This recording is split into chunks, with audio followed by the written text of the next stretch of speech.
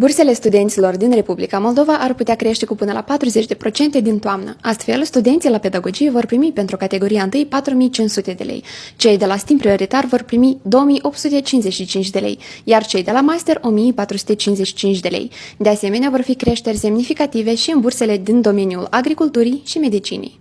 Pentru a primi bursă contează media semestrială. Astfel, pentru categoria 1 avem media minim 8,50, categoria 2 media minim 7,50, iar categoria 3 minim 6. Partea mai puțin convenabilă, bursele sunt mai mari, însă mai puțini studenți le vor primi.